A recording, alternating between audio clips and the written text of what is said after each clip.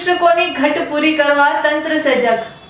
કચ્છ જિલ્લામાં પંચાયત હેઠળની આશરે 1000થી વધુ પ્રાથમિક શાળા છે અને આ પ્રાથમિક શાળામાં તમામ મળીને આશરે 2600 જેટલા શિક્ષકોની જ્યારે ઘટ છે, ત્યારે આ શિક્ષકોની પૂર્તિ કરવા માટે કચ્છ જિલ્લા પ્રાથમિક શિક્ષણ તંત્ર દ્વારા પૂરતા પ્રયત્ન કરવામાં આવી રહ્યા છે અને આ સાથોસાથ જ ગઈકાલ તેમજ આજ રોજ આમ 2 દિવસ શિક્ષકો માટે જિલ્લા ફેરબદલી કેમ્પ યોજાયો હતો અને આ માટે પણ આશરે 600 જેટલા શિક્ષકોએ તેમાં ફોર્મ ભર્યા હતા અને જ્યારે હવે તેઓની આંતર જિલ્લા ફેરબદલી થશે ત્યારે તેવું માની શકાય છે કચ્છ જિલ્લા માટે શિક્ષકોની જે ઘટ છે તે પૂર્તિ થશે અને આ ઉપરાંત પણ જો હજી વધારે ઘટ જણાશે તો આગળ ભરતી પ્રક્રિયા માટે કાર્યવાહી કરવામાં આવશે તેવું કચ્છ જિલ્લા પ્રાથમિક શિક્ષણ અધિકારી શ્રી દ્વારા જણાવવામાં આવ્યું હતું। આવો વધુ સાંભળીએ તેમના જ શબ્દોમાં। કચ્છ જિલ્લામાં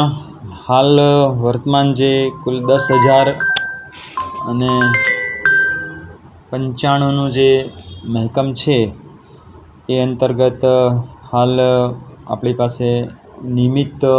શિક્ષક ભાઈ બહેનો એ સિવાય આશરે 900 આસપાસ જ્ઞાન સહાયક,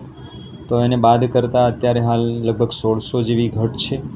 અને નવા મહેકમ મુજબ કુલ આશરે આપણી 2600 જેવી ઘટ થાય છે। પરંતુ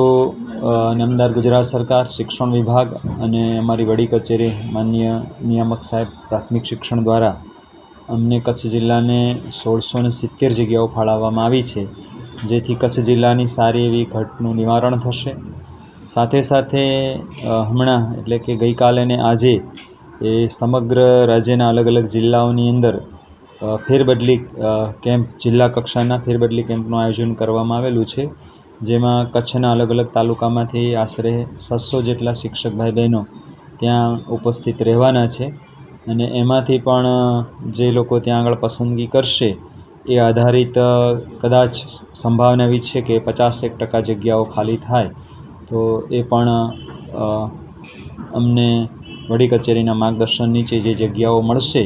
તો એને આનુષાંગિક પ્રક્રિયા કરી અને આપણે આખી જે નવી ભરતી છે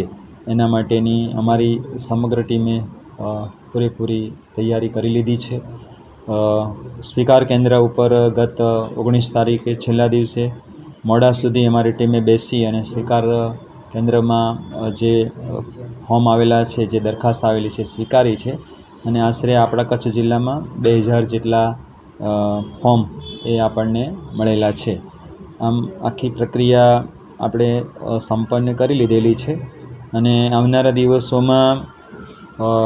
આપણી જે મોટાભાગની જે ઘટ છે એ સંતોષાવાની છે। ત્યારે હું આશા રાખું કે આપણે બધા સાથે મળી અને કચ્છ જિલ્લાના શિક્ષણની ગુણવત્તા સુધારણા માટે